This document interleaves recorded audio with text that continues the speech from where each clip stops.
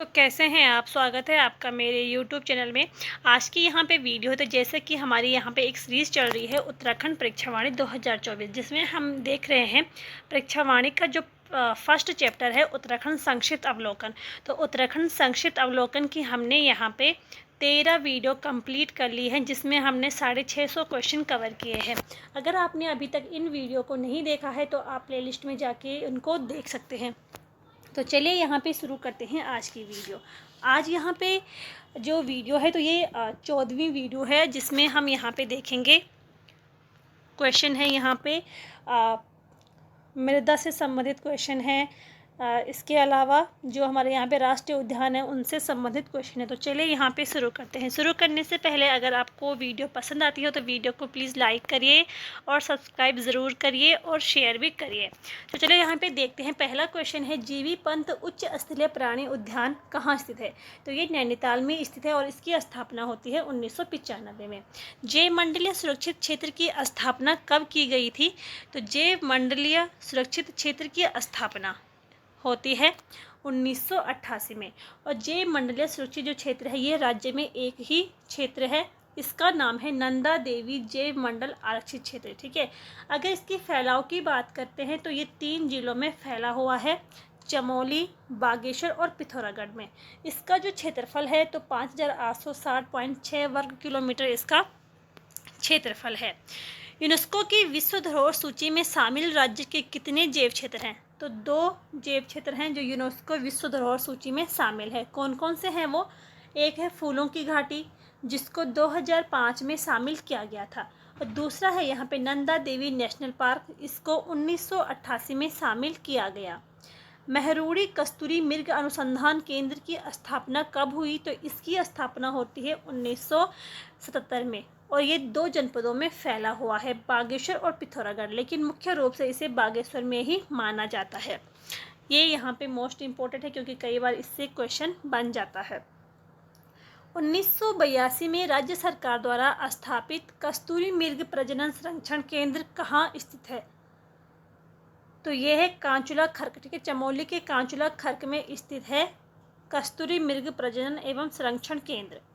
देहरादून के मंदराम व बारकोट क्षेत्र में मिलता है। तो यहाँ पे चूना और पत्थर मिलता है। मंदराम और बारकोट ये जो 2 प्रमुख क्षेत्र हैं, यहाँ पे चूना पत्थर मिलता है। चूना पत्थर का सर्वाधिक उपयोग कहाँ होता है। तो इसका जो उपयोग होता है सीमेंट उद्योग में होता है। ठीक है। सीमेंट उद्योग में चूना पत्थर का सर्वाधिक उपयोग होता है। संगमरमर के पर्याप्त भंडार कहाँ है। तो ये मसूरी के पास है और इसके अलावा टिहरी में भी ये देखने को मिलता है। राज्य में बेराइट खनिज मिलता है। तो ये देहरादून में मिलता है। राज्य में एस्बेस्टास मिलता है। तो ये मिलता है पौड़ी व अल्मोड़ा में। एस्बेस्टास मिलता है पौड़ी व अल्मोड़ा जनपद में ये मिलता है। राज्य में टिन कहाँ मिलता है। तो ये चमोली में मिलता है और चमोली एकमात्र जनपद है जहाँ पे टिन मिलता है। राज्य में खनन नीति की घोषणा कब हुई थी।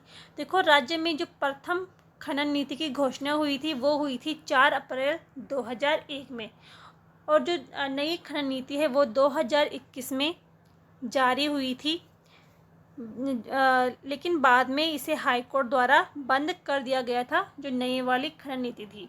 तो यहाँ पे राज्य में खनन नीति की घोषणा होती है पहली। ठीक है। प्रथम खनन नीति की घोषणा होती है 4 अप्रैल 2001 में और नई खनन नीति जो लागू होती है तो 2021 में होती है और बाद में इसे हाईकोर्ट द्वारा बंद किया गया था। प्रदेश में नई कृषि नीति कब जारी की गई थी।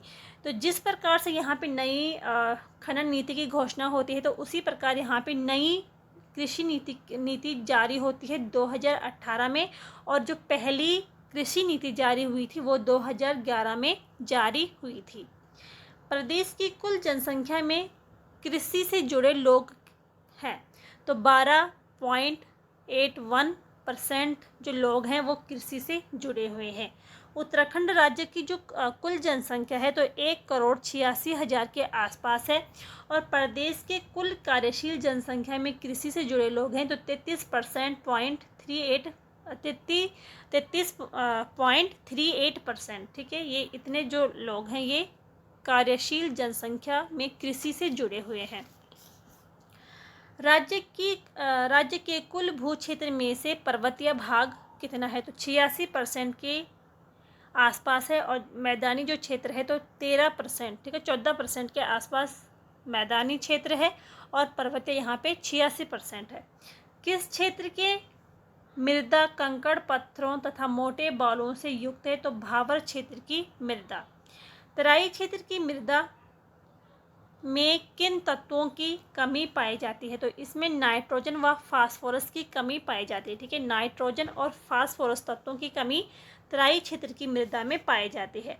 देहरादून का जो दक्षिणी इलाका है, तो देहरादून के दक्षिणी इलाके से लेके यूएस नगर तक के जो क्षेत्र है, तो यहाँ पे तराई क्षेत्र है, ठीक है।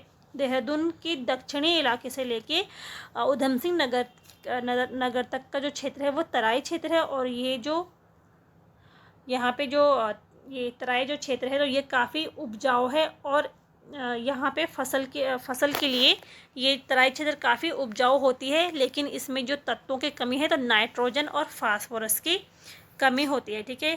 तराई क्षेत्र की जो मृदा होती है ये काफ़ी उपजाऊ होती है। टर्सरी प्रकार की मृदा कहाँ पाई जाती है, तो शिवालिक, पहाड़ियाँ व दून क्षेत्र में पाई जाती है। ज्वालामुखी और क्वार्टज मृदा पाई जाती है, तो भीमताल में पाई जाती है। शिवालिक के निचले ढालों में कौन सी मिट्टी पाई जाती है, तो दोमट मिट्टी पाई जाती है। पहाड़ी ढालों या पहाड़ियों के किनारे कौन सी मिट्टी पाई जाती है, तो ये लाल मृदा यहाँ पे पाई जाती है, यानी कि लाल मिट्टी पाई जाती है पहाड़ी ढालों या पहाड़ियों के किनारे पे। घास के मैदानों के निचले भागों के वनों में मिलती है, तो यहाँ पे उप पर्वतीय मृदा पाई जाती है। सिंचाई की दृष्टि से राज्य में कितनी प्रकार की कृषि भूमि मिलती है, तो यहाँ पे 3 प्रकार की, ठीक है, 3 प्रकार की कृषि भूमि मिलती है, तलाव, उपराव और इजराइन।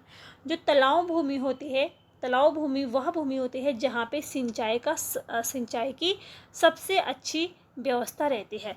उपराव भूमि जो होती है ये असिंचित भूमि होती है, और जो इजराइन भूमि होती है तो यहाँ पे जो ये भूमि जंगलों के बीच में पथरीली भूमि होती है, या इसे बंजर भूमि भी कह सकते हैं, और इजराइन भूमि को कटील भूमि भी इसको कहा जाता है। राज्य में सर्वाधिक व सबसे कम शुद्ध बोए गए भूमि क्षेत्रफल वाले जिले हैं, तो उधम सिंह नगर और चंपावत, 2 जिले हैं, उधम सिंह नगर और चंपावत।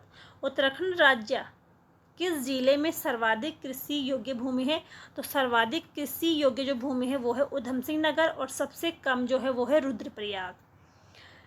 स्वतंत्रता पूर्व ब्रिटिश काल में कितने भूमि बंदोबस्त हुए, तो ब्रिटिश काल में यहाँ पे टोटल 11 भूमि बंदोबस्त हुए हैं। इसके बाद आज़ादी के बाद एक भूमि बंदोबस्त होता है 1960 से लेके 64 के बीच तक, और एक भूमि बंदोबस्त होता है गोरखा शासन में 1791 में होता है, और किसके नेतृत्व में होता है, तो गोरखा जो सूबा था जोगामल, तो उसके नेतृत्व में होता है गोरखा शासन का पहला भूमि बंदोबस्त। ब्रिटिश काल का पहला भूमि बंदोबस्त कब हुआ, तो ये हुआ था 1815 में, ठीक है। ब्रिटिश काल का प्रथम भू बंदोबस्त कुमाऊं में 1815 में होता है, और 1816 गढ़वाल में होता है, और ये ट्रेल द्वारा किया गया था। ब्रिटिश काल का सबसे महत्वपूर्ण भूमि बंदोबस्त था, तो वो 9वां भूमि बंदोबस्त था, और ये कब होता है, तो 1863 से लेके 1873 के बीच में ये होता है। और इस टाइम पे कुमाऊं के जो कमिश्नर थे वो हेनरी रेमजे थे, और बंदोबस्त जो अधिकारी था वो बिकेट था, यानी कि बिकेट द्वारा कराया गया यह भू बंदोबस्त 1863 में रेमजे के शासनकाल में कराया गया था। और इस भू बंदोबस्त में प्रथम बार वैज्ञानिक पद्धति का प्रयोग किया गया था, क्योंकि जो बिकेट थे उन्होंने भूमि को यहाँ पे 5 भागों में बांटा था। कौन कौन से थे, तो तलाव, उपराव, अव्वल उपराव, दोयम, कंटील या इजराइन।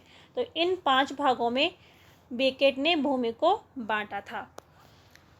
आगे यहाँ पे देखते हैं, तो ब्रिटिश काल का अंतिम भूमि बंदोबस्त कब हुआ था, तो अंतिम भूमि बंदोबस्त होता है 1928 में, और ब्रिटिश काल का 11वां जो भूमि बंदोबस्त था ये अंतिम था, ठीक है, और ये केवल गढ़वाल में होता है, और इसको ईबर्सन द्वारा कराया गया था और ये ब्रिटिश काल का अंतिम बंदोबस्त था। स्वतंत्रता के बाद पहला भूमि बंदोबस्त कब हुआ? तो 1960 से लेकर 1964 के बीच में हुआ था। पारंपरिक तौर पर स्थानीय भूमि नापने का पैमाना था तो नाली और मुट्ठी। ठीक है। उत्तरांचल के पर्वतीय क्षेत्र में एक नाली जमीन कितने वर्ग मीटर के बराबर होती थी? तो 200 वर्ग मीटर के बराबर होती थी एक नाली जमीन। राज्य की सबसे पुरानी नहर कौन सी है? तो ये है ऊपरी गंगा नहर। इसका निर्माण होता है 1842 में और किसने इसका निर्माण कराया था? तो पीवी कॉडले ने इसका निर्माण करवाया था। ऊपरी गंगा नहर का उद्गम होता है तो ये हरिद्वार से उद्गम होता है। टिहरी परियोजना का शिलान्यास कब किया गया था? तो 1972 में टिहरी परियोजना का शिलान्यास किया गया था, जबकि इसमें जो कार्य निर्माण शुरू होता है तो 1978 में होता है टिहरी परियोजना का कार्य शुरू।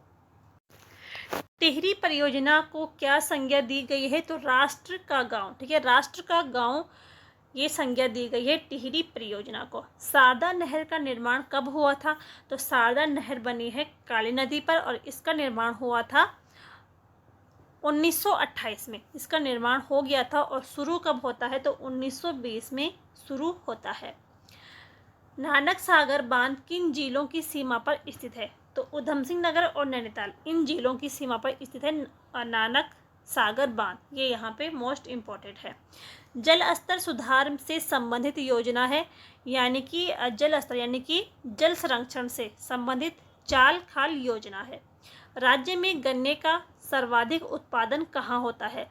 तो गन्ने का जो सर्वाधिक उत्पादन होता है वो उधम सिंह नगर में होता है। इसके अलावा उधम सिंह नगर में सबसे ज़्यादा चावल का उत्पादन होता है और गेहूं का उत्पादन भी सबसे ज़्यादा उधम सिंह नगर में होता है। अगर यहाँ पे बात करते हैं मक्का की, तो सबसे ज़्यादा मक्का का जो उत्पादन होता है वो देहरादून में होता है और मंडवा का उत्पादन सबसे ज़्यादा अल्मोड़ा में होता है।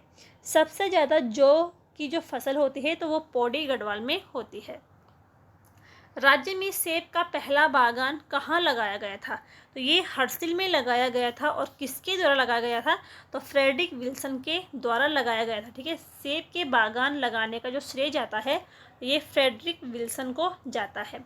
राज्य के किन जनपदों में सेब का उत्पादन नहीं होता है? तो हरिद्वार और उधम सिंह नगर में सेब का उत्पादन नहीं होता है, क्योंकि ये हमारे जो दो जिले हैं ये मैदानी जिले हैं और मैदानी जिलों में सेब का उत्पादन नहीं होता है। राज्य में उत्पादित सेब को अन्य राज्यों में किस नाम से बेचा जाता है? तो राज्य में जो उत्पादित सेब है इसको अन्य राज्यों में हिमाचली ब्रांड से बेचा जाता है, जबकि दिल्ली में राज्य की जो सेब है इसको न्यूजीलैंड सेब के नाम से बेचा जाता है। राज्य में प्रमुख लीची उत्पादक जिला कौन सा है? तो देहरादून है, जिसमें लीची का उत्पादन अधिक होता है और केंद्र सरकार ने लीची निर्यात जोन में घोषित किया है देहरादून को। ठीक है, देहरादून को केंद्र सरकार ने लीची निर्यात जोन घोषित किया है। अत्याधुनिक चाय उत्पादन इकाई स्थापित है तो ये बागेश्वर के कौसानी में है। दूध व दुग्ध पदार्थों की आपूर्ति किस ब्रांड के नाम से की जाती है? तो आंचल नाम के ब्रांड से की जाती है। आगे यहाँ पे देखते हैं राज्य में मिल्क पाउडर प्लांट की स्थापना कहाँ की गई? तो ये उधम सिंह नगर में की गई है। राज्य में पहला दुग्ध संघ की स्थापना कब होती है? तो 1949 में होती है और हल्द्वानी में। डेयरी शोध विकास केंद्र कहाँ है? तो ये नैनीताल में है। और आज की वीडियो का यहाँ पे जो अंतिम क्वेश्चन है, अतिहिमकृत वीर्य उत्पादन केंद्र कहाँ स्थित है? तो ये देहरादून के श्यामपुर में स्थित है। तो ये थे यहाँ पे आज के 50 क्वेश्चन। उम्मीद है कि आपको यहाँ पे वीडियो पसंद आई होगी। पसंद आई हो तो लाइक करें, शेयर करें और चैनल को सब्सक्राइब ज़रूर करिए। मिलते हैं नेक्स्ट वीडियो में, तब तक के लिए थैंक यू।